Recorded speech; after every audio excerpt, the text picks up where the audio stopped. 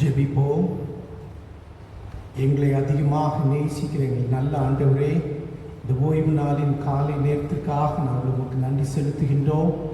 கடந்த வாரம் முழுவதிலும் ஆண்டவர் எங்களோடு கூட இருந்து எங்களை பராமரித்து போஷித்து பாதுகாத்து எங்களை வழி நடத்தினதற்காக நாங்கள் உங்களுக்கு நன்றி செலுத்துகிறோம்.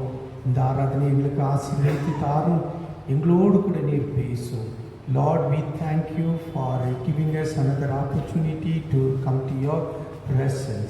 You said, where two or three gathered in my name, there I am. Yes, Lord, you are in our midst as we are in our houses. Father, as we start this Sunday service, we pray that you be with us, O God. Bless us, speak to us, encourage us. In Jesus' name we pray. Amen. தேவநாம மகிமைக்காக நாம் யாவரும் 16வது பாமாலையை நாம் பாடுவோம். The Church One's Foundation. Let's sing hymn number 16.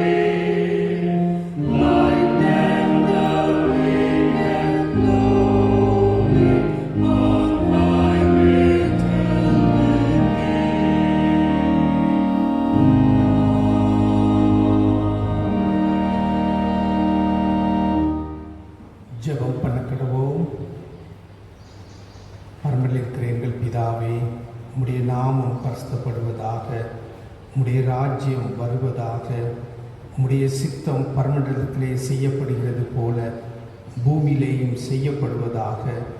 அன்றென்றுள்ள எங்கள் அப்பத்தை எங்களுக்கு இன்று தாரும். எங்களுக்கு விரோதமாய் குற்றம் செய்கிறவர்களுக்கு நாங்கள் மன்னிக்கிறது போல எங்கள் குற்றங்களை எங்களுக்கு மன்னியும். எங்களை சோதனைக்குள் பிரவேசிக்க பண்ணாமல் தீமையில் எங்களை ரட்சித்துக் கொள்ளும். ஆமென். எல்லா இருதயங்களையும் எல்லா விருப்பங்களையும் எல்லா ரகசியங்களையும் அறிந்திருக்கிற சர்வ வல்லமையுள்ள தேவனே, நாங்கள் தேவனிடத்தில் பரிபூர்ணமாய் அன்பு கூறவும் உமது பரிசுத்த நாமத்தை உத்தமமாய் மகிமைப்படுத்தவும் எங்கள் கர்த்தராகிய கிறிஸ்துவின் நிமித்தம் உமது பரிசுத்த ஆவியின் ஏவுதலால் எங்கள் இருதயத்தின் சிந்தனைகளை சுத்தம் பண்ணி அருளோ.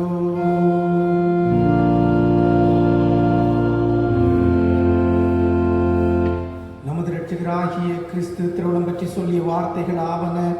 நம்முடைய தேவனாகிய கர்த்தர் ஒருவரே கர்த்தர். உன் தேவனாகிய கர்த்தரிடத்தில் உன் முழு இருதயத்தோடும் உன் முழு ஆத்மாவோடும் உன் முழு மனதோடும் உன் முழு பலத்தோடும் அன்பு கூறுவாயாக என்பதே பிரதான கற்பனை. இதற்கு ஒப்பாயிருக்கிற இரண்டாம் கற்பனை என்னவென்றால், உன்னிடத்தில் நீ அன்பு கூறுகிறது போல பிறனிடத்திலும் அன்பு கூறுவாயாக என்பதே. இவைகளிலும் பெரிய கற்பனை வேறொன்றுமில்லை என்றார்.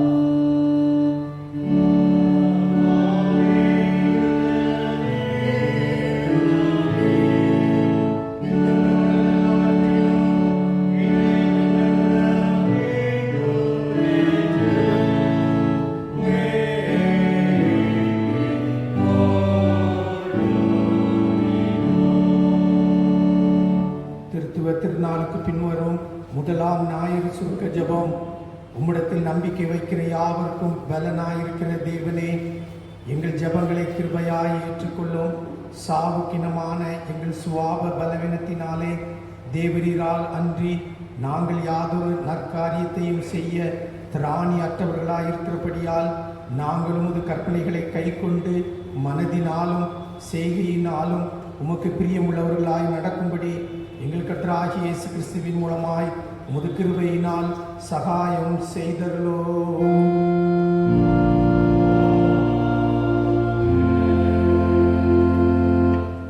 இப்பொழுது வேத பாடங்கள் வாசிக்க கேட்போமாக.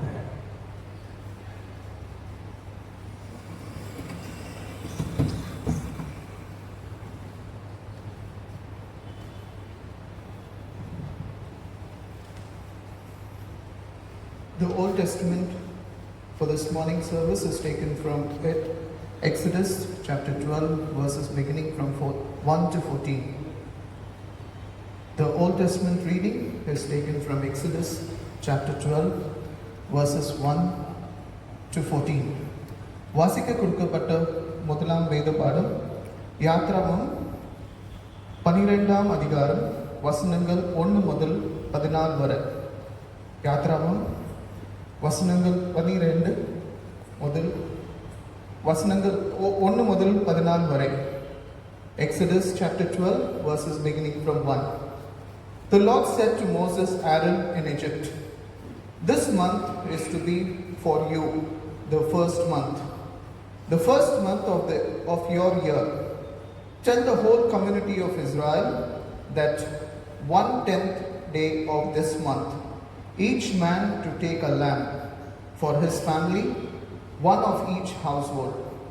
If any household is too small for a whole lamb, they must share with one their nearest neighbor.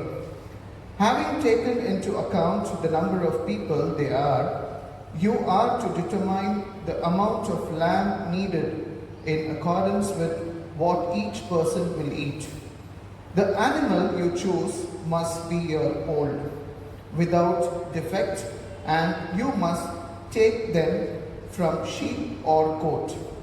Take care of them until the 14th day of the month, when all the members of the community of Israel must slaughter them at twilight. Then they are to take some of the blood and put on the side and top of the door frame of the house where they That same night they are to eat the meat roasted over the fire, along with bitter herb, and bread made without yeast. Do not eat meat raw or boiled in water, but roast it over a fire, with the head, leg, and internal organs. Do not leave anything till morning. If some is left till morning, you must burn it.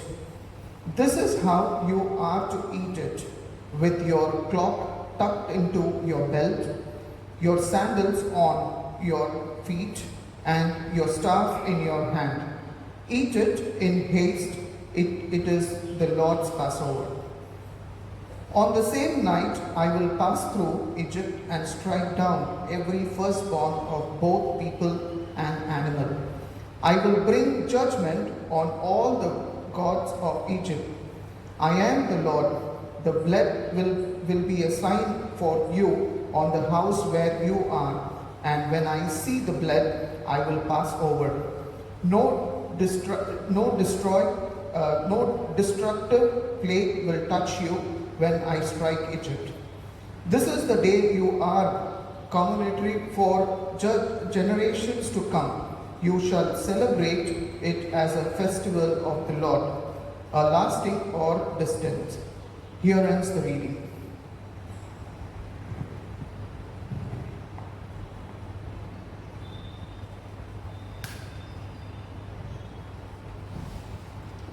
The epistle reading is taken from Hebrews chapter 10, verses we need to read from 19 to 27. வாசிக்கும்படியே கொடுக்கப்பட்ட நிருப வாக்கியம் எபிரேயர் 10ஆம் அதிகாரம் வசனங்கள் 19 முதல் 27 வரை. Hebrews chapter 10 verses from 19 onwards.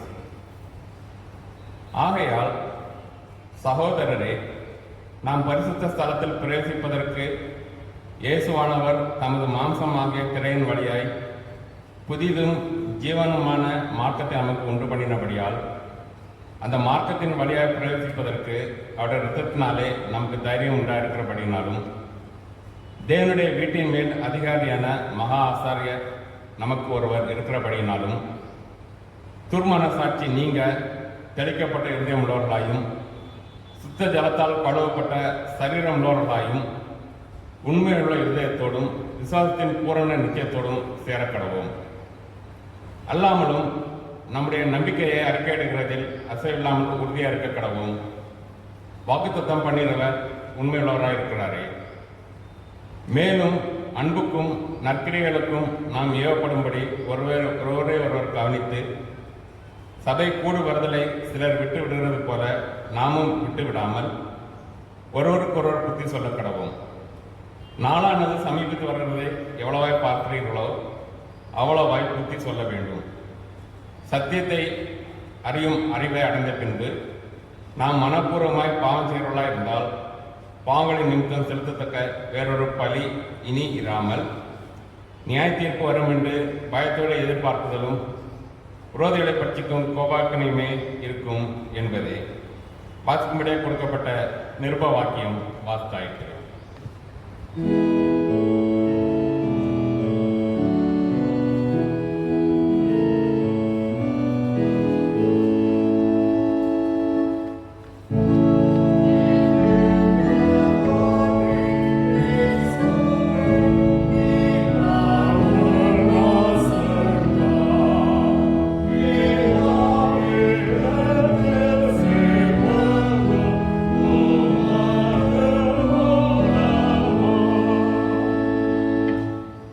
பரிசுத்த லூக்கா எழுதின சுவிசேஷம் 22ஆம் அதிகாரம் வசனங்கள் 8 முதல் 20 வரை.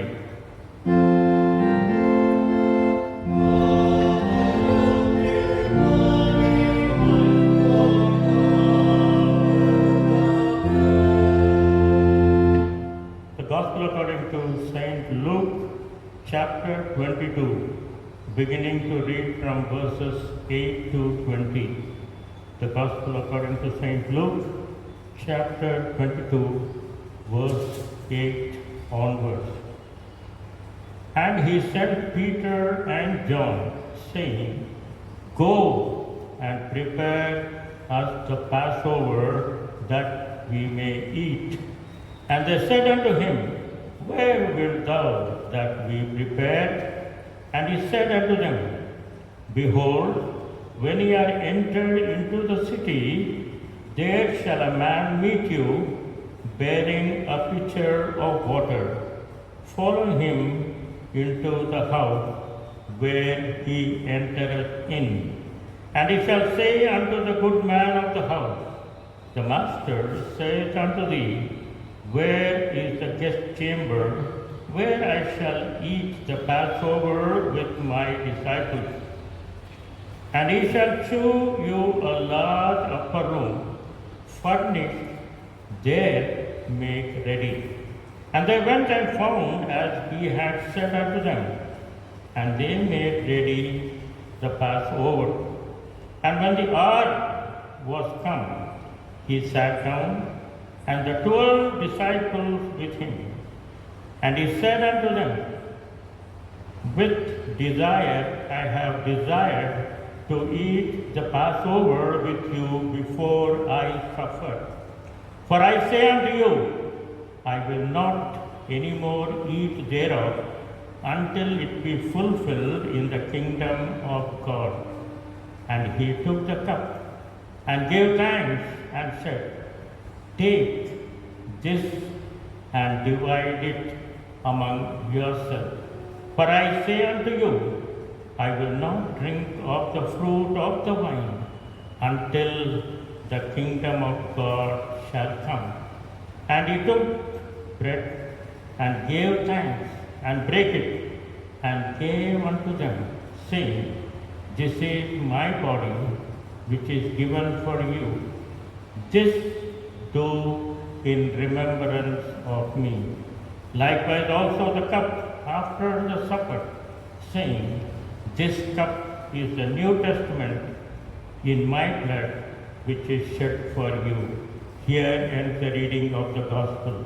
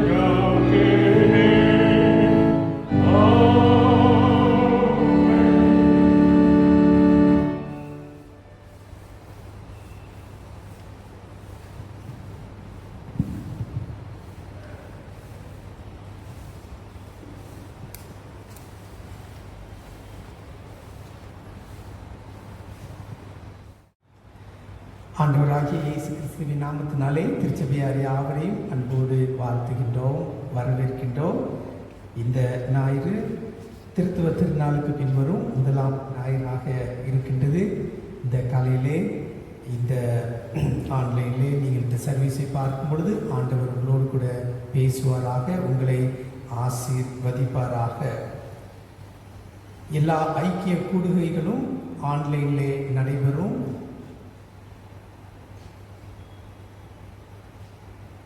போன வாரம் தேவனுடைய ஊழியத்துக்காக நாம் கொடுத்த காணிக்கை 1,41,170 ரூபாயாக இருக்கின்றது. கொடுத்த உங்கள் யாவரையும் ஆண்டவர் ஆசீர்வதிப்பாராக. நம்முடைய சர்ச் திரும்ப திறப்பது விஷயமாக உங்களுக்கு அனௌன்ஸ் பண்ணுகிறோம் என்று சொன்னோம். எஸ்எம்எஸ்லே நாங்கள் வெள்ளிக்கிழமையிலே உங்களுக்கு அது குறித்து அனுப்பியிருந்தோம். எல்லாரையும் பார்க்க வேண்டும் என்று எங்களுக்கும் ஆசையாக தான் இருக்கின்றது. ஆனால் அரசாங்க உத்தரவு கடுமையாக இருப்பதாலும், லாக்டவுன் எக்ஸ்டெண்ட் ஆகியிருப்பதினாலும், கொரோனா வைரஸ்னாலே பாதிக்கப்பட்டவர்களின் எண்ணிக்கை அதிகரிப்பதினாலும் நம் எல்லாருடைய நலம் கருதி ஆலயத்தை திறப்பதை ஜூன் மாதம் 30ஆம் தேதி வரைக்கும் தள்ளி போடப்பட்டிருக்கிறது என்பதை உங்களுக்கு நாங்கள் அறிவிக்கின்றோம். தொடர்ந்து ஆன்லைனில் பார்க்கும்படியாக உங்களை அன்போடு கேட்டுக்கொள்கின்றோம். வருகிற 2 வாரத்திற்கு நமக்கு பரிசுத்த நற்கருணை ஆராதனை நடைபெறாது என்பதை உங்களுக்கு கூறிக்கொள்கிறோம். ஆன்லைனில் ஆக இருப்பதினாலே சாதாரண சர்வீஸ் நமக்கு நடைபெறும். திரும்பவுமாக ஜூலை மாதம் 1ஆவது வாரத்திலே நமக்கு நற்கருணை நம்முடைய ஞாயிற்றுக்கிழமை சர்வீஸிலே நமக்கு கொடுக்கப்படும். This is the first Sunday after Trinity. As you are watching this online service, I'm sure the Lord has the message to speak to each one of you. He will bless your heart. All fellowships will be held online. Last week we have given to the ministry of the Lord rupees 1,41,170 rupees. Regarding the announcement about reopening the church, we wish to inform our congregation members that central and state government have accorded permission to have worship service from 8th June with certain stipulated procedures to be followed by the congregation. The management committee has observed that it is not safe to conduct worship service inside the church without meeting the guidelines. After detailed discussion and consultation, it was decided it is not safe to have services in the church since the COVID-19 virus spread is on the rise in Twin Cities. Therefore, in the interest of our people's health and life, the committee unanimously decided not to have church services till 30th June 2020 as lockdown 4.0 is extended up to this date. We will continue to stream online services as it is being done at present for our spiritual growth and benefit. Stay at home, maintain social distancing and be safe. We will not have a communion service for next 2 Sundays. That means because of online service, we will not have the communion, but we will have again on the first Sunday of July. நாம் இந்த நாளிலிருந்து படிக்க இருக்கிற தலைப்பு யூதர்களுடைய பண்டிகைகளை குறித்து நாம் பார்க்க இருக்கின்றோம். 7 பண்டிகைகள் நமக்கு லேவியராகவும் 23ஆம் அதிகாரத்தில் சொல்லப்பட்டிருக்கிறது. அதில் சில பண்டிகைகளை வருகிற ஒவ்வொரு ஞாயிற்றுக்கிழமையும் நாம் படிக்க இருக்கின்றோம். இன்றைக்கு நமக்கு கொடுக்கப்பட்டிருக்கிற தலைப்பு அல்லது பண்டிகை பஸ்கா பண்டிகை என்பதாக நாம் பார்க்கிறோம்.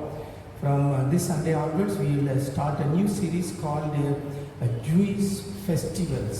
there are 7 festivals mentioned in Leviticus chapter 23. We're supposed to study these series after Easter, but due to this lockdown, we could not have it. But now we are starting. I'm sure the Lord will bless, and please pray for all the speakers as they come and share God's word with us. இந்த நாளிலே நம்மோடு கூட தேவனுடைய செய்தியை பகிர்ந்து கொள்ளும்படியாக நம்முடைய குருவானவர் அவர் ஜான்சன் அவர்கள் இருக்கிறார்கள். ஆண்டவருடைய நாமத்தினாலே அவர்கள் எல்லார் சார்பாக அவர்களை வாழ்த்துகின்றோம், வரவேற்கின்றோம். நாம் செய்திக்கு ஆயத்தமாக 17வது பாடலை நாம் பாடுவோம். We'll sing hymn number 17. Hymn number 17.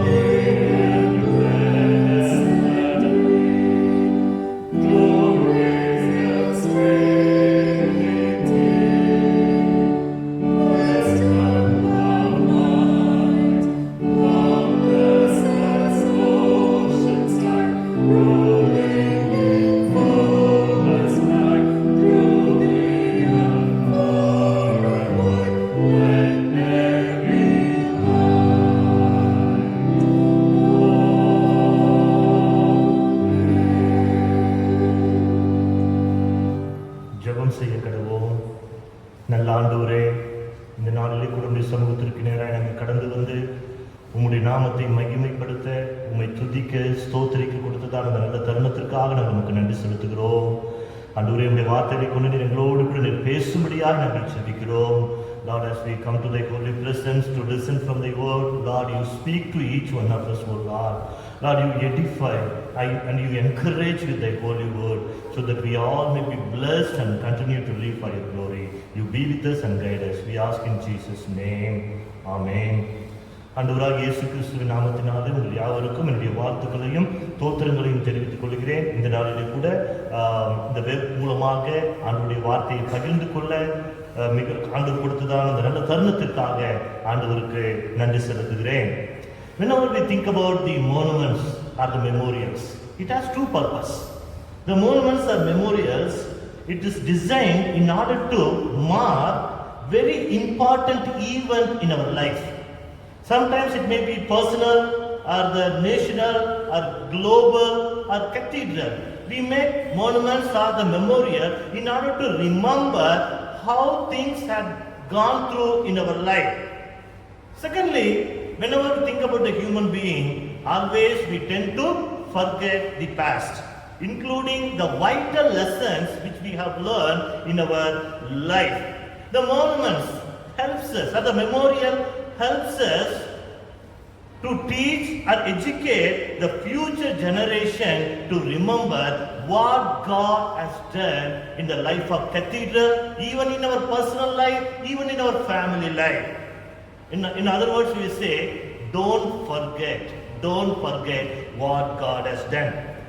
When we think about from the scriptural perspective, the historical redemptive events, how God revealed himself to the particular community or the people groups in a particular time in order to fulfill God's universal plan for the humanity. கிறிஸ்துவுக்குள் அன்பானவர்களே, அநேக சமயங்களிலே நினைவு கூறுதலானது நம் ஆண்டவர் நம்முடைய வாழ்க்கையிலே செய்ததான நன்மைகளை மறக்காதபடிக்கு வரப்போகிறதான சந்ததிக்கு நாம் தெரிவிக்கும்படியாக நாம் நினைவு கூறுதல் நாளை நாம் அனுசரிக்கக்கூடியவர்களாய் காணப்படுகிறோம். ஆண்டவரும் கூட இந்த உலகத்திலே யாத்ராகமம் விடுதலையின் சம்பவமானது எவ்விதமாக ஆண்டவர் தமது ஜனங்களை விடுதலையாக்கி அவர்களை சகல தேசத்திற்கும் வைத்தார் என்றதான சத்தியத்தை நமக்கு தெரிவிக்கக்கூடியதாய் காணப்படுகிறது. So we are going to start the new series from today onwards. The series is annual Hebrews feast or the festivals. அதாவது இஸ்ரவேல் ஜனங்களுடைய பண்டிகையை குறித்து நாம் வருகிறதான நாட்களிலே நாம் படிக்க போகிறோம். God instituted seven different festivals for the Israelites, which is mentioned in the Leviticus chapter 23. These are the significant moments and formative events for the people of God and inviting the people of God to worship our Almighty God with the truth and spirit. The Hebrew word for the feast, modim, literally means appointed time. If you read in Leviticus chapter 23, it is not the feast of the Israelites only, but actually it is called God's festival. These are my festival. God himself said, these are my festival. I want you to celebrate throughout the year. These 7 festivals are given by God in order to meet the needs of the people, where the God himself will come down and meet the people in that particular occasion. கிறிஸ்துவுக்குள் அன்பானவர்களே, வருகிறதான நாட்களிலே நாம் இஸ்ரவேல் ஜனங்களுடைய பண்டிகையை குறித்து நாம் பார்க்க போகிறோம். 7 விதமான பண்டிகைகளை இஸ்ரவேல் ஜனங்கள் அனுசரித்தார்கள். இந்த 7 விதமான பண்டிகைகளும் ஆண்டவரால் ஏற்படுத்தப்பட்டதான பண்டிகை என்று சொல்லி நாம் வேதத்திலே வாசிக்கிறோம். முதலாவதாக பஸ்கா பண்டிகை, புளிப்பில்லா அப்ப பண்டிகை, அறுப்பின் பண்டிகை, பெந்தகோஸ்தே பண்டிகை, எக்கால பண்டிகை, கூடார பண்டிகை என்று சொல்லி 7 பண்டிகைகளை குறித்து நாம் லேவியராகம புத்தகத்திலே நாம் வாசிக்கிறோம். God specially instructed his people with these words, 3 times in a year you shall celebrate this festival. Whenever God says something, he gives a clear direction. He gives a clear picture what they're supposed to do and how they're supposed to celebrate the festival. 3 seasons. The first festival is like the festival of Passover, unleavened bread and first fruits at the beginning of the agricultural year. God has given the command, beginning of the agricultural year, we should celebrate these 3 festivals. The Passover feast reminds that God's angel passing over the house of his people and sparing the first sons of the Egypt. The second festival, feast of unleavened bread, where the people supposed to eat unleavened bread by remembering the way God has rescued them. The third one, the first fruits, where the people supposed to bring the first early crops and offer unto the Lord. These 3 festivals are celebrated before the beginning of the agriculture year. The Pentecost, the festival is celebrated in the middle of the agriculture year. The trumpets Day of Atonement and Tabernacles at the end of the agriculture year. The Feast of Trumpet and Day of Atonement and the Feast of Tabernacles plays a vital part in the life of the Israelites. கிறிஸ்துவுக்குள் அன்பானவர்களே, ஆண்டவர் இந்த 7 பண்டிகைகளை 3 முறை ஆசரிக்கும்படியாக ஆண்டவர் சொன்னார். முதலாவது 3 பண்டிகைகளை, அதாவது விவசாயத்திற்கு முன்பாகவும் வருடத்தினுடைய மத்திய பகுதியிலே பெந்தகோஸ்தே பண்டிகையை ஆசரிக்கும்படியாகவும், வருடத்தினுடைய கடைசி நாளிலே இந்த 3 பண்டிகைகளை ஆசரிக்கும்படியாக ஆண்டவர் இஸ்ரவேல் ஜனங்களிடத்திலே கேட்கக்கூடியவராய் இருந்தார். இந்த 7 பண்டிகைகளும் the 7 feasts, it's a rich symbolism, provides a strong foundation for the faith of the Israelites as well as the faith journey of the church. This morning let us meditate the feast of Passover. So I have entitled my sermon, The Blood of the Lamb, a New Beginning. இந்த காலை நேரத்திலே பஸ்கா பண்டிகை குறித்து நாம் படிக்க போகிறோம். இந்த நாளிலே நான் தெரிந்து கொண்டதான தலைப்பானது இயேசுவின் ரத்தம் ஒரு புதிய ஆரம்பத்தின் வழிவகுக்கக்கூடியதா இருக்கிறது என்று சொல்லி தலைப்பிலே நான் பேச போகிறேன்.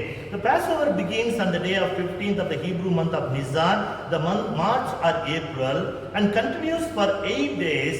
The Hebrew word Pascha means to pass over. Passover is the second most important holy day for the Jewish year.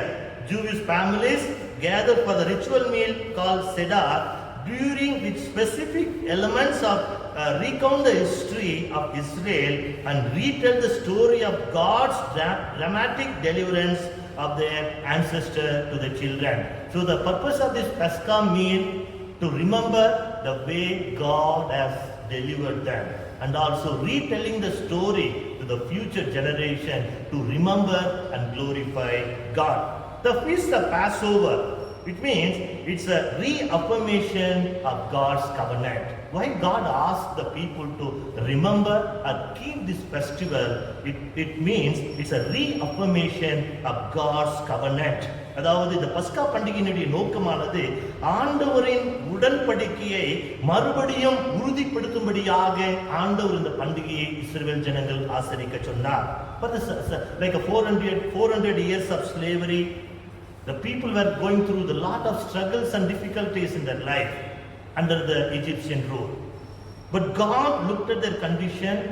God remembered the covenant which He made with Abraham 400 years back. He remembered and He came down to rescue the people of God. So here what God wanted to communicate to the people, He's saying, I never forgotten my promise which I made to Abraham. Even you are my people and I am your God. I am going to deliver you. The Pascha, the feast of Pascha or the feast of Passover is an affirmation from God. He never forgets whatever He promised. Either 400 years back or the 4,000 years back, it doesn't matter for God, but God always remembers. கிறிஸ்துவுக்குள் அன்பானவர்களே, இந்த பஸ்கா பண்டிகையினுடைய நோக்கமானது ஆண்டவருடைய உடன்படிக்கையை உறுதிப்படுத்தக்கூடியதான ஒரு பண்டிகையாய் காணப்படுகிறது. 400 வருடங்களுக்கு முன்பாக ஆண்டவர் ஆபிரகாமோடு சொன்னார், உன்னுடைய ஜனங்களை இந்த பிராமிஸ் லேண்டை உனக்கும் உன்னுடைய சந்ததிக்கும் கொடுப்பேன் என்று சொல்லி ஆண்டவர் சொன்னார். அந்த சொன்னதான அந்த வாக்குத்தத்தத்தை ஆண்டவர் நினைவு கூர்ந்து ஜனங்களை விடுதலை ஆக்கினதான ஒரு பண்டிகையாக இந்த பஸ்கா பண்டிகை காணப்படுகிறது. The second thing, the importance aspect of the feast of Passover, the redemption from the destruction. First one I said, it's a reaffirmation. The second one is the redemption from the destruction. As we know the story, the Pharaoh, Joseph and Pharaoh died. The successor did not know anything about what Joseph did to the Egyptians. Then here comes the Passover, the festival or the Exodus even. It's about the rebirth of God's people. It's a rebirth of God's people, and also this particular event, it's a foundational to their relationship with God. Here the lamb is very, very important.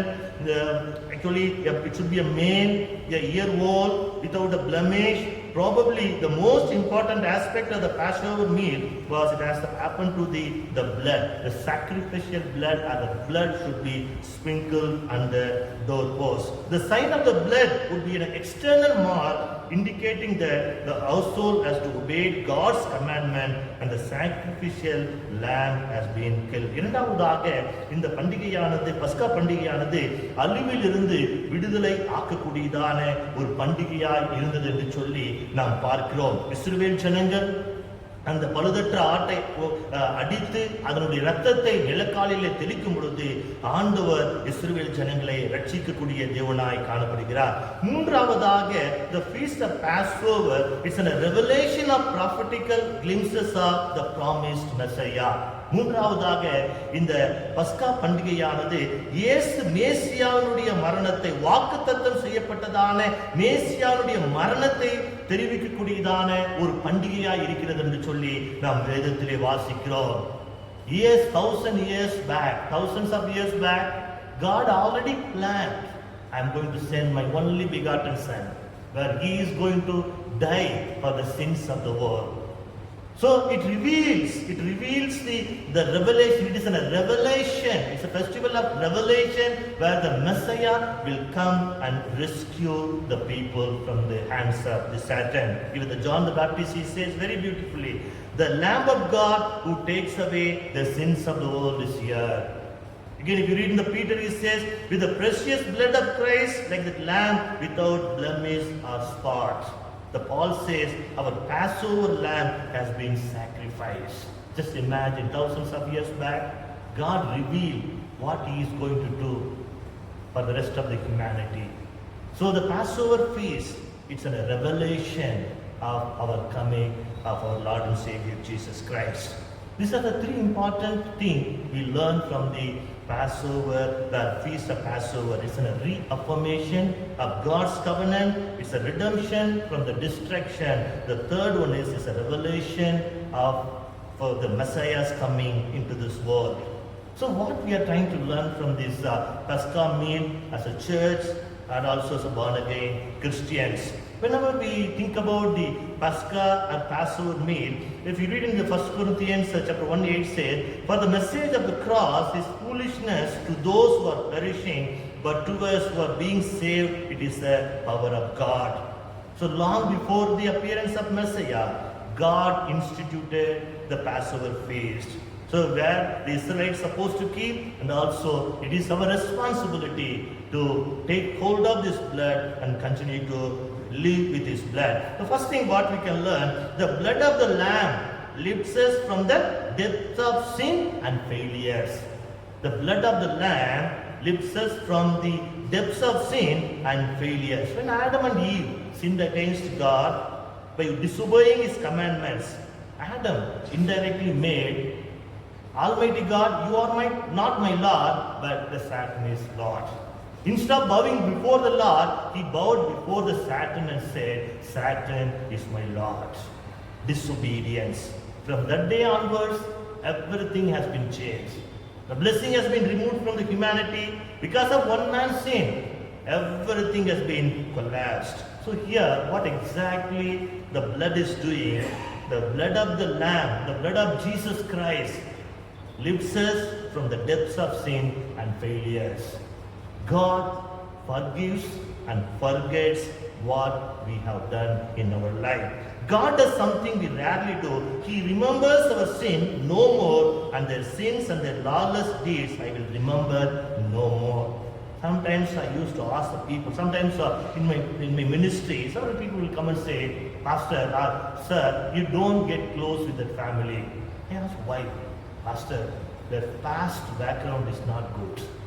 The family members, the family is not good, so don't get close with this family. Then I ask them, what about today? Are they good people? Yeah, today they are very good. Then I used to tell them, then why are you remembering their past and trying to bring a bad name towards this family? When I was in Chennai, we had started the ministry in near Chengalpet. A lady used to come for the prayer meeting regularly, but one day one of the Christian family from that particular place, they told me, Pastor, don't allow this lady to be part of our fellowship. I asked why. This is not a good lady. She is not a good lady. Because we never allowed that lady to be part of the fellowship where the entire family did not come to the Lord. கிறிஸ்துவுக்குள் அன்பானவர்களே, அநேக சமயங்களிலே ஆண்டவருடைய இரத்தமானது நம்முடைய பாவத்தை மன்னிக்கக்கூடியதாயும் நம்முடைய தோல்விகளிலிருந்து நமக்கு விடுதலை கொடுக்கக்கூடிய ஒரு இரத்தமாய் காணப்படுகிறது. இந்த இரத்தத்தை நம்முடைய வாழ்க்கையை நாம் அனுபவமாக்கிக் கொள்ளும் பொழுது, இந்த இரத்தமானது நம்முடைய சரீரத்திலே பாயும் பொழுது, ஆண்டவர் நம்முடைய தோல்விகளிலிருந்து நமக்கு விடுதலை கொடுத்து நம் கடந்த கால வாழ்க்கையும் ஆண்டவர் மன்னித்து நம்மை ஆசீர்வதிக்கக்கூடியவராய் காணப்படுகிறார். இரண்டாவதாக, the blood of the lamb provides healing and protection. இயேசுவின் இரத்தமானது நமக்கு பாதுகாப்பையும் சுகத்தையும் கொடுக்கக்கூடியதா இருக்கிறது என்று சொல்லி நாம் வேதத்திலே வாசிக்கிறோம். By his stripes we are healed. When I see the blood, I will pass over you. Whenever we take the Holy Communion, always we remember, yes, Jesus shed his blood for my sins. Yes, that is true. But at the same time, Isaiah said, Jesus' sacrifice covered every area of man's existence. He bore our spiritual torment for our sins, mental distress for our worry, care, sorrow and fear, as well as the physical pain for our sickness and disease. His death brings the healing in our body. At present, the people talk about the coronavirus. Usually people say, if we have a strong immune power, the sickness will not come to our body. Technically, any virus gets into the body where the white cell will fight against those viruses. As long as it gives a good fight, the virus will not get into our body. When that good virus fails to fight against the virus, definitely it gets into the body. But whereas we have the blood of Jesus Christ, where the blood of Jesus Christ will fight against the evils of this world, so the evil will not have any control in our life. For that, we need to believe in the blood of Jesus Christ. The blood of Jesus Christ is not only healing our physical body, but also it heals our emotions as well. Sometimes a word was said that cuts like a knife into the heart. Sometimes a selfish act of somebody destroys someone emotionally. So the blood of Jesus Christ has the power to heal all our sickness as well as to provide protections in the time of need. கிறிஸ்துவுக்குள் அன்பானவர்களே, ஆண்டவராகிய இயேசு கிறிஸ்துவின் இரத்தம் நம்முடைய பாவத்திலிருந்து நம்மை விடுதலையாக்குவது மட்டுமன்றி நமக்கு சுகத்தை கொடுக்கக்கூடியதாகவும் நம்மை பாதுகாக்கக்கூடியதாகவும் இருக்கிறது என்று சொல்லி நாம் வேதத்திலே நாம் வாசிக்கிறோம். The third thing, what the blood of the Lord does, the blood of the Lamb assures new beginning. The blood of the Lamb assures new beginning. It is the blood that when we applied in our life, whatever the sinners may be, whatever the things we may have in our hearts, but it transforms us. இயேசு கிறிஸ்துவின் இரத்தம் நம்மை மறுரூபமாக்கக்கூடியது என்று சொல்லி நாம் வேதத்திலே நாம் வாசிக்கக்கூடியவர்களாய் காணப்படுகிறோம். Look at Paul. He was a murderer. When he accepted the blood of Jesus Christ and forgive all his sins, he became righteous and he did extraordinary work for the Lord. The thief was hanging on the cross. He's supposed to be crucified. As he was looking unto God, Lord, have mercy upon me, the blood transformed the person even while he was hanging on the cross. The Bible, 2 Corinthians 5:17 says, if any man is in Christ, is a new creation, old things are passed away. Yes, dear friends, the blood of Jesus Christ, the blood of the Lamb assures a new beginning. We are expected to live as a new creature, a new creation, where our life, our words, our action, our behavior should bring glory unto His holy name. As we have seen, the feast of Passover, it is not the feast for the Israelites, but it is God's festival. This morning, God invites each one of us to remember the power of the blood of the Lamb. what the blood of Jesus Christ can do in our life. The blood of Jesus Christ, if it is sprinkled on our doorpost, if it is sprinkled on our house, if it is found in our family, it can give an assurance, or it can give a protection and healing to our family members. The blood of, when Jesus' blood is applied in our family, it can protect your household, it can protect your children and their circumstances. As we know the Job, whenever the children comes together for the party, the Job offer the sacrifice. Yes, whenever we apply the blood in our household, it protects our children. Whenever we apply the blood in our home, it can destroy the influence of the evils in our family. Dear children of God, as we remember the feast of Passover, God is asking us to remember, yes, the blood of Jesus Christ has the power to raise us up from the depths of sin and failures. It has the power to provide healing and protection, and it has the power to give assurance to the new beginning. அன்பான தேவ பிள்ளைகளே, இந்த ஆண்டவராகிய இயேசு கிறிஸ்துவின் இரத்தத்தை நாம் ஏற்றுக்கொள்ளும் பொழுது ஆண்டவர் நம்முடைய வாழ்க்கையிலே ஒரு புதிய அனுபவத்தை கொடுக்கக்கூடியவராய் காணப்படுகிறார்.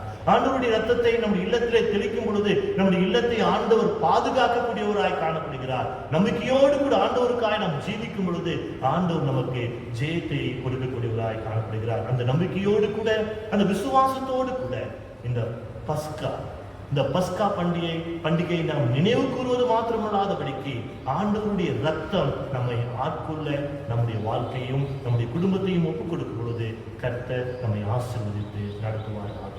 ஆமென்.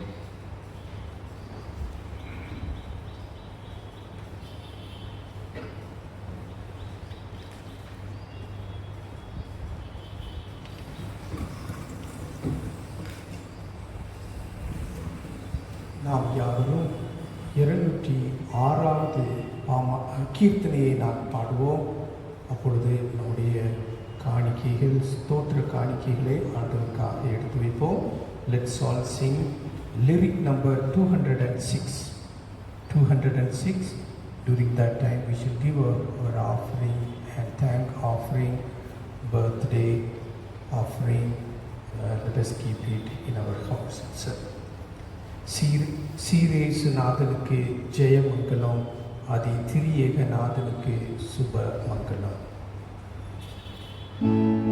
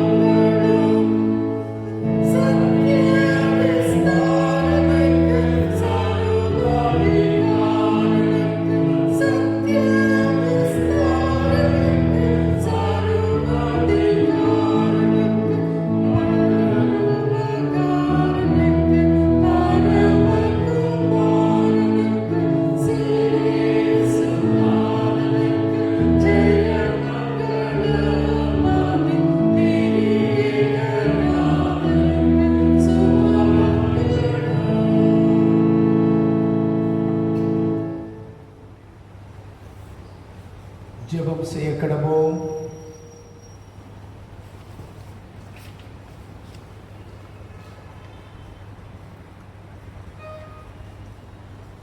எல்லா மனிதர்க்காகவும் ஜெபங்களையும் விண்ணப்பங்களையும் செய்து ஸ்தோத்திரங்களை செலுத்த வேண்டும் என்று ஒரு பரிசுத்த அப்போஸ்தலரை கொண்டு கற்பித்தருளின சர்வ வல்லமையும் நித்திய ஜீவனும் உள்ள தேவனே, மகத்துவம் பொருந்திய தேவரீருடைய சந்நிதியில் நாங்கள் செலுத்துகிற தர்மங்களையும் காணிக்கைகளையும் இரக்கமாய் ஏற்றுக்கொண்டு நாங்கள் செய்கிற ஜெபங்களை கிருபையாய் கேட்டருள வேண்டும் என்று மனத்தாழ்மையாய் வேண்டிக் கொள்கிறோம்.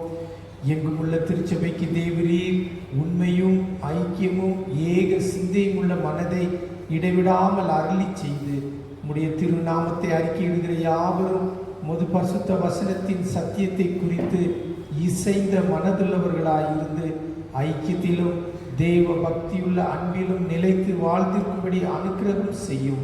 கிறிஸ்தவர்களான அதிகாரிகள் எல்லாரையும் ரட்சித்து காப்பாற்ற வேண்டும் என்றும் சகல தேசத்தாரையும் நீதியும் சமாதானமான வழியில் நடத்தவும் பட்சபாதம் இல்லாமல் உண்மையாய் நீதியை செலுத்தி துன்மார்க்கத்தை தண்டனையினாலே அடக்கி உமது சத்திய வேதத்தையும் சன்மார்க்கத்தையும் நிலைப்படுத்தி வரும்படி சகல அதிகாரிகளின் இருதயங்களையும் ஆண்டு நடத்தியறல வேண்டும் என்று தேவனீரை வேண்டிக் கொள்கிறோம்.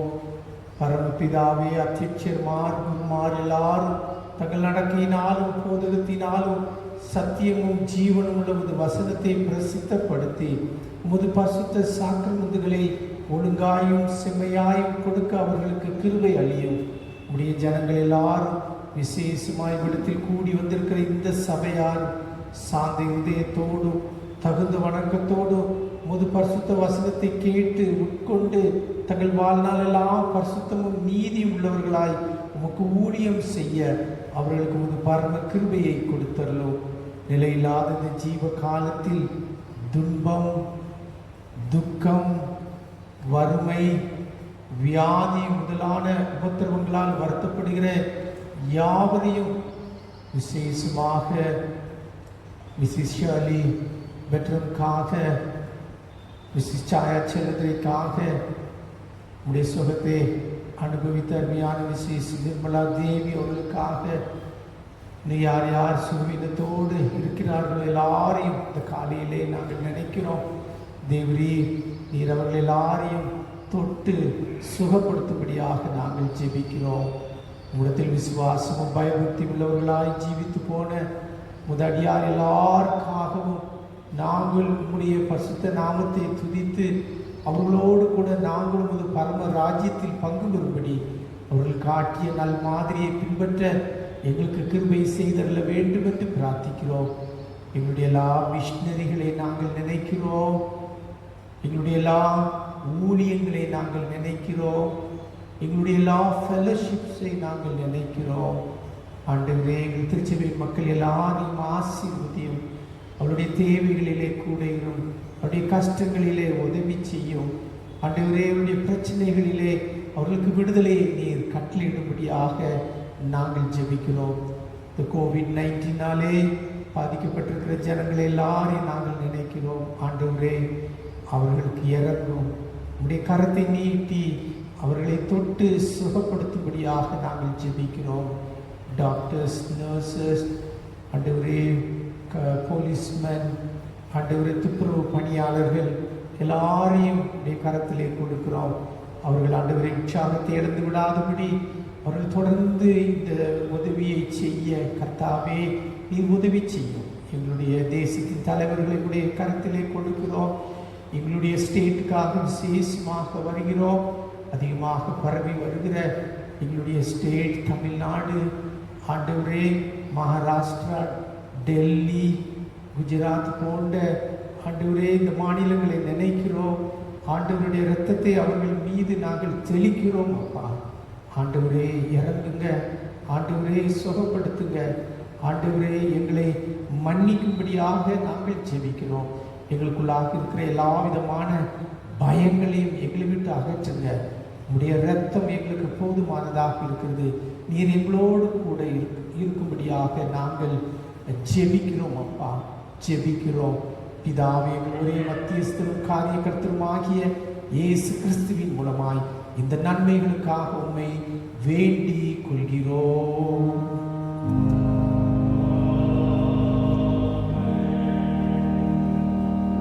உங்கள் பாவங்களின் நிமித்தம் முழு இருதயத்தோடு உண்மையாய் மனஸ்தாபப்பட்டு பிறரிடத்தில் அன்பும் சிநேகமாய் இருந்து இனி தேவனுடைய கற்பனைகளை கை கொண்டு புதிதாக்கப்பட்டவர்களாய் அவருடைய பரிசுத்த மார்க்கத்தில் நடப்போம் என்று தீர்மானித்திருக்கிற நீங்கள் விசுவாசத்தோடு சேர்ந்து உங்களுக்கு ஆறுதல் உண்டாக இந்த பரிசுத்த சாக்கிரமத்தை வாங்கிக் கொள்ளுங்கள்.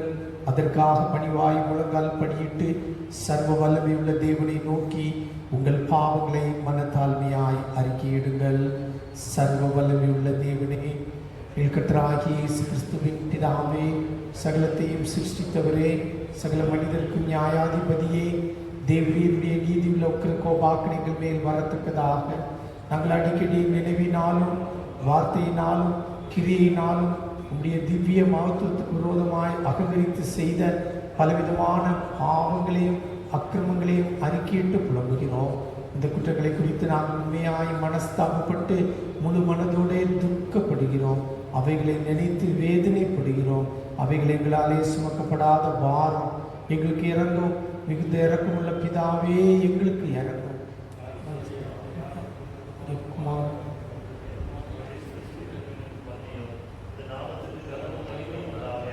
நாங்கள் புதிதாக்கப்பட்டவர்களாய் இனி எப்பொழுது உங்களுக்கு ஊழியம் செய்ய உங்களுக்கு பிரியமாய் நடந்து வரும்படி கர்த்தராகிய இயேசு கிறிஸ்துவின் மூலமாய் கட்டளையிட்டுள்ளோம். ஆமென். உத்தம மனஸ்தாபத்தோடும் உண்மையான விசுவாசத்தோடும் தம்மிடத்திற்கு மனம் திரும்புகிற யாவருக்கும் பாவ மன்னிப்பை அருளி செய்வோம் என்று மிகுந்த இரக்கமாய் வாக்குத்தத்தம் செய்திருக்கிற நம்முடைய பரமபிதாவாகிய சர்வ வல்லமை உள்ள தேவன் நம்முடைய கர்த்தராகிய இயேசு கிறிஸ்துவின் நிமித்தம் உங்களுக்கு இறங்கி உங்கள் பாவங்கள் எல்லாவற்றையும் மன்னித்து அவைகளில் நின்று உங்களை விடுதலையாக்கி சகல நன்மையிலும் உங்களை உறுதிப்படுத்தி நிலைநிறுத்தி உங்களை நித்திய ஜீவக்கரையில் சேர்ப்பாராக.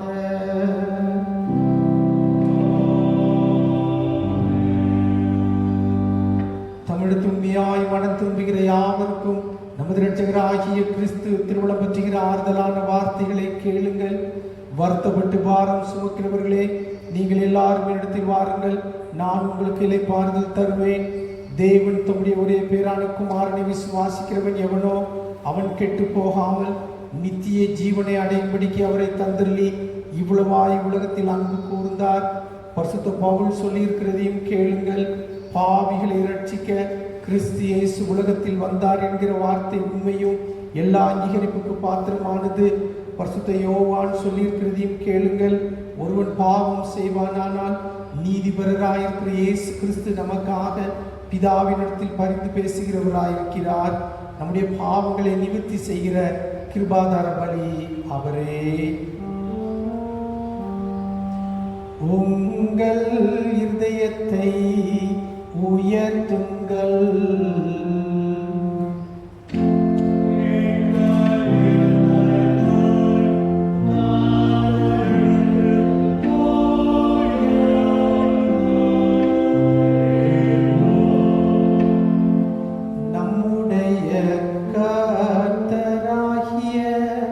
தேவனுக்கு ஸ்தோத்திரம் செலுத்த காணவோ.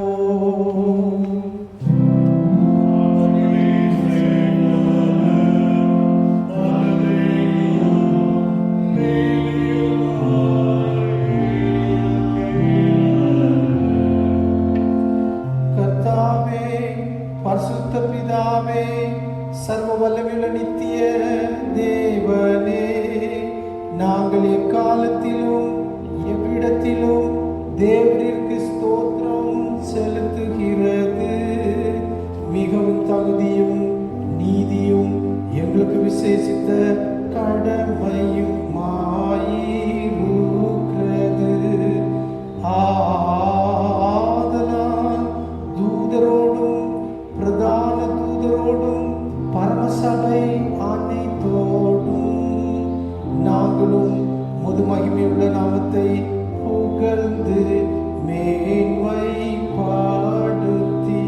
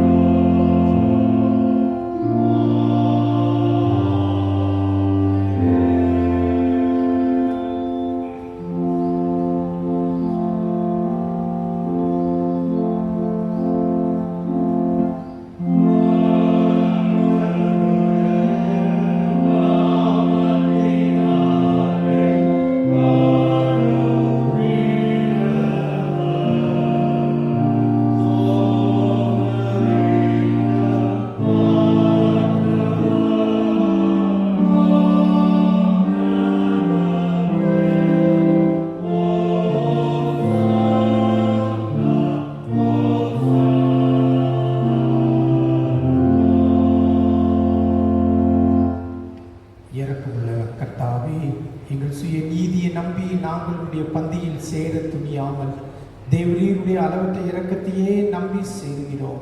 உடைய மேசையின் கீழ் விழும் துணிக்கைகளை பொறுக்கிக் கொள்ள நாங்கள் பாத்திரர் அல்ல.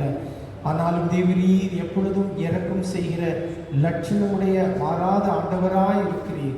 ஆகையால் கிருபை உள்ள கர்த்தாவே, முதன்மையான குமாரனாகிய இயேசு கிறிஸ்துவின் சரீரத்தால் எங்கள் பாவமுள்ள சரீர சுத்தமாகி அவருடைய விளைவிருந்த இரத்தத்தால் எங்கள் ஆத்மா கழுவப்படுவதற்கும் எப்பொழுதும் நாங்கள் அவருக்குள்ளும் அவர் எங்களுக்குள்ளும் வாசமாயிருப்பதற்கும் ஏற்ற விதமாய் அவருடைய சரீரத்தை புசித்து அவருடைய இரத்தத்தை பானம் பண்ண எங்களுக்கு கிருபை செய்தல்லோம். ஆமென். சர்வ வல்லமையுள்ள தேவனே, எங்கள் பரமபிதாவே, தேவரீர் எங்களுக்கு உருக்கமாய் இறங்கி உடைய ஒரே குமாரனாகிய இயேசு கிறிஸ்து சிலுவையில் மரணம் அடைந்து எங்களை மீட்டுக் கொள்ளும்படி அவரை தந்தருளினீரே. அவர் சிலுவையிலே ஒரே தரம் தம்மை தாமே ஏக பலியாக ஒப்பு கொடுத்து சர்வலோகத்தின் பாவங்களையும் நிவர்த்தி செய்வதற்கு நிறைவும் பூரணமும் போந்ததுமான பலியையும் காணிக்கையையும் பரிகாரத்தையும் செலுத்தினதும் அல்லாமல் தமது அருமையான மரணத்தை என்றைக்கும் நினைப்பூட்டும் ஞாபகத்தை நியமித்து தாம் திரும்ப வருமளவும் நாங்கள் அதை அனுசரித்து வரும்படி தமது பரிசுத்த சுவிசேஷத்தில் கட்டளையிட்டிருக்கிறாரே. இரக்கமுள்ள பிதாவே, எங்கள் ஜெபத்தை கேட்டருளி உமது குமாரனும் எங்கள் இரட்சகருமாகிய இயேசு கிறிஸ்து கட்டளையிட்ட பரிசுத்த நேமத்தின்படி நாங்கள் அவருடைய பாடுகளையும் மரணத்தையும் நினைவு கூர்ந்து உமது சிருஷ்டி பதார்த்தங்களாகிய அப்பத்தையும் திராட்சை ரசத்தையும் பெற்றுக்கொள்ளும் போது அவருடைய பரிசுத்தமுள்ள சரீரத்திற்கும் இரத்தத்திற்கும் பங்குள்ளவர்கள் ஆகும்படி கிருபை செய்தருள வேண்டும் என்று மிகவும் தாழ்மையாய் வேண்டிக் கொள்கிறோம். இயேசு கொடுக்கப்பட்ட அன்று ராத்திரியிலே அப்பத்தை எடுத்து ஸ்தோத்திரம் பண்ணி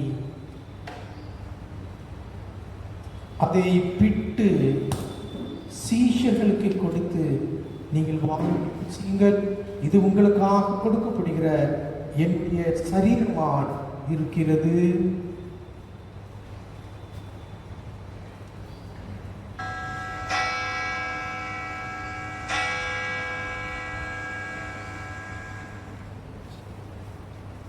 என்னை நினைவு கூறும்படி இதை செய்யுங்கள் என்றார். அப்படியே ராப்போஜனம் பண்ணின பின்பு அவர் பாத்திரத்தையும் எடுத்து ஸ்தோத்திரம் பண்ணி அவர்களுக்கு கொடுத்து, நீங்கள் எல்லாரும் இதிலே பானம் பண்ணுங்கள், இது பாவ மன்னிப்பு உண்டாகும்படி உங்களுக்காகவும் அநேகருக்காகவும் சிந்தப்படுகிற புது உடன்படிக்கைக்குரிய என்னுடைய இரத்தமாய் இருக்கிறது.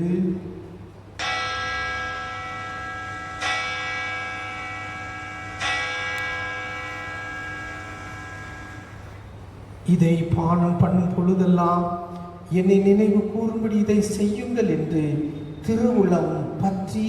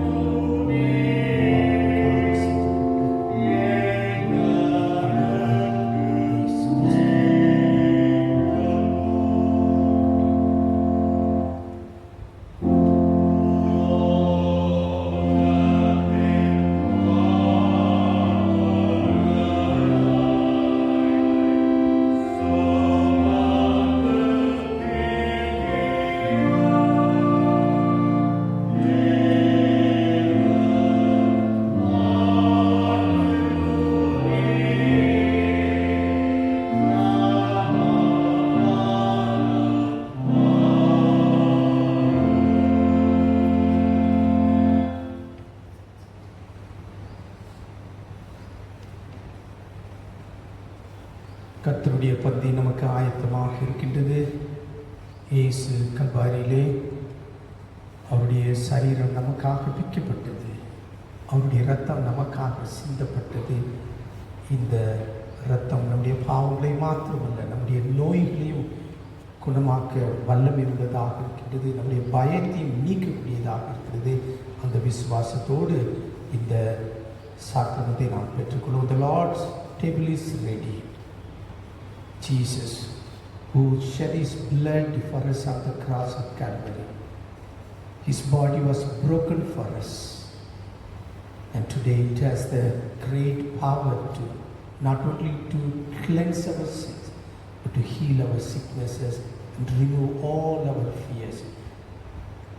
With this thought, take this holy sacrament to your comfort. May the Lord bless you.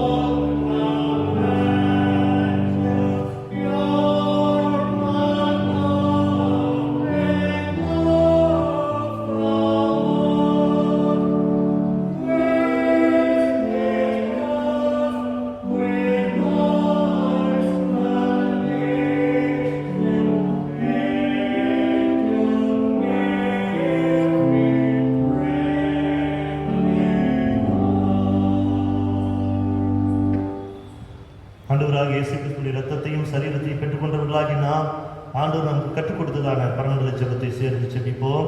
பரமண்டலம் இருக்கின்ற பிதாவே, உடைய நாமம் பரிசுத்தப்படுவதாக, உடைய ராஜ்யம் வருவதாக, உடைய சித்தம் பரமண்டலத்திலே செய்யப்படுகிறது போல பூமியிலேயும் செய்யப்படுவதாக. அன்று பிள்ளைகள் அப்பத்தை எங்களுக்கு இன்று தாரும், எங்களுக்கு விரோதமாய் குற்றம் செய்வதற்கு நாங்கள் மன்னிக்கிறது போல எங்கள் குற்றங்களை எங்களுக்கு மன்னியும். எங்களை சோதனைக்குள் பிரவேசிக்கப்படாமல் தீமையின்றி எங்களை ரட்சித்துக் கொள்வோம். ராஜ்யமும் வல்லமையும் மகிமையும் என்றென்றைக்கும் உம்முடையவைகளே. ஆமென். பரமபிதாவாகிய கர்த்தாவே, முதலியாராகி நீங்கள் இப்பொழுது செலுத்திருக்கிற துதி தோத்திரங்களை இறக்கமாய் ஏற்றுக்கொள்ள வேண்டும் என்று தயவுள்ள பிதாவாகி முன்னதோடு வேண்டிக் கொள்கிறோம். உடைய குமாரனாகிய இயேசு கிறிஸ்துவின் புண்ணியத்தினாலும் மரணத்தினாலும் அவர் திரு ரத்தத்தை பற்றும் விசுவாசத்தின் மூலமாய் நாங்களும் உடைய சபை அனைத்தும் பாவ மன்னிப்பையும் அவர் பாடுகளினால் உண்டான மற்ற எல்லா நன்மைகளையும் பெற்றுக்கொள்ளும்படி தேவரின் கிருபை செய்ய வேண்டும் என்று தாழ்மையாய் பிரார்த்திக்கிறோம். கர்த்தாவே, சரீரமும் ஆத்துமாகிய எங்களை முழுவதும் தேவருக்கு புத்தியும் பரிசுத்தமும் ஜீவனும் உள்ள வழியாக ஒப்புக் கொடுக்கிறோம். இப்பொழுது பரிசுத்த நற்கரணையில் பங்கு பெற்றிருக்கிற எங்கள் எல்லோரையும் தேவரீர் உமது கிருபையினாலும் பரம ஆசீர்வாதத்தினாலும் நிரப்பியருள வேண்டும் என்று பணிவாய் வேண்டிக் கொள்கிறோம். அநேக விதமாயிருக்கிற எங்கள் பாவங்களினாலே தேவருக்கு எந்த பலியும் செலுத்துவதற்கு அபாத்திரராயிருந்தும் எங்கள் தகுதியின்மை தேவரில் கவனியாமல் எங்கள் கர்த்தராகிய இயேசு கிறிஸ்து நிமித்தம் எங்கள் குற்றங்களை மன்னித்து எங்கள் கடமையின்படி நாங்கள் செலுத்திருக்கிற பணிவிடை ஏற்றுக்கொள்ள வேண்டும் என்று பிரார்த்திக்கிறோம். அவரோடும் பரிசுத்த ஆவியோடும் ஐக்கியமாயிருக்கிற தேவரீருக்கு அவர் மூலமாய் சகல கனம் மகிமையும் என்றென்றைக்கும் உண்டாவதாக.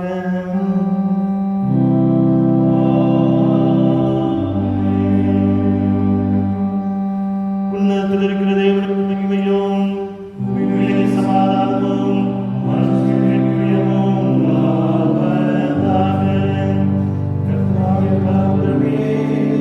பரமராஜாவே, சர்வ பிதாவாகிய தேவனே, உம்மை துதிக்கிறோம், உம்மை புகழுகிறோம்.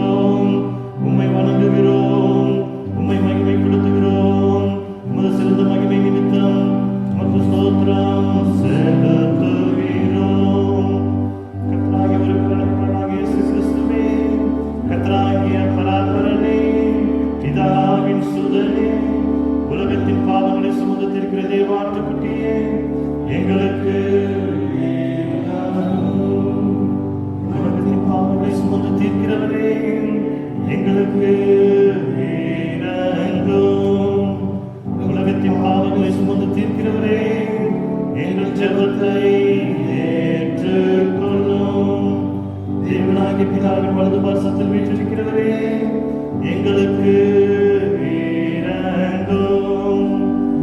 நீரே பரிசுத்தர், நீரே கர்த்தர், கிறிஸ்துவே, தேவனின் ஒருவரே, பரிசுத்த ஆவியோடே, தேவனாகிய பிதாவின் மகிமையிலே உன்னதமானவராய் இருக்கிறீரே. ஆமென்.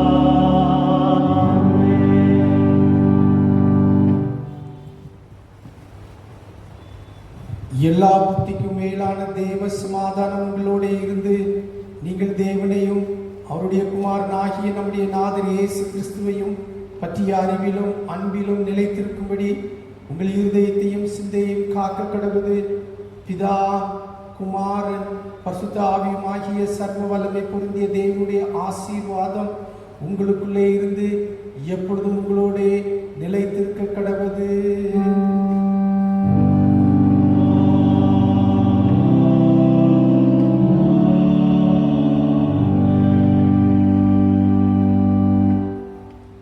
ஆராதனைக்கு முடிவாக நாம் யாவரும் 32வது பாமாலை நாம் பாடுவோம். Let's all sing hymn number as a closing hymn 32. Hymn number 32. Have mercy on us, God Most High.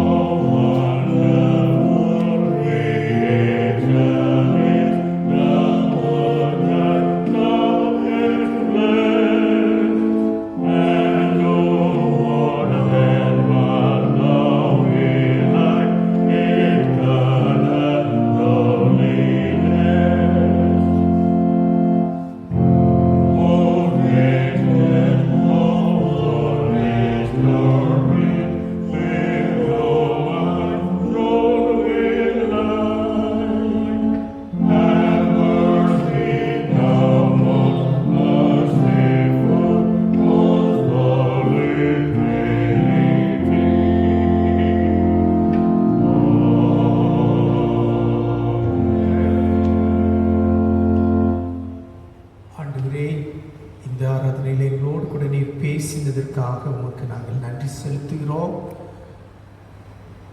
ஆண்டவரே, உடைய இரத்தம் இன்றைக்கும் வல்லமை உள்ளதாக இருக்கின்றது. அதற்காக உமக்கு நன்றி செலுத்துகின்றோம். எங்கள் பாவத்தை மாத்திரமல்ல, எங்களுடைய நோய்களையும் குணமாக்கக்கூடியதாக, எங்களிடத்தில் இருக்கிற எல்லா விதமான பயங்களையும் நீக்கக்கூடியதாக இருப்பதற்காக உமக்கு ஸ்தோத்திரம். எங்களால் ஆண்டவரே ஆலயத்திலே வந்து நாங்கள் உண்மை பணித்து கொள்ள முடியாத சூழ்நிலையிலே இருக்கிறோம். ஆண்டவர் எங்களுக்கு சீக்கிரமாக அப்படிப்பட்ட கிருபையை கூட்டி தரும்படியாக நாங்கள் ஜெபிக்கிறோம். அதற்கு நீர் எங்களை சுகப்படுத்துங்கப்பா. எங்கள் தேசத்திலே பாதிக்கப்பட்ட எல்லாரையும் சுகப்படுத்துங்க. இந்த கிருமியை இந்த உலகத்தை விட்டு அகற்றி போடும்படியாக நாங்கள் ஜெபிக்கிறோம்.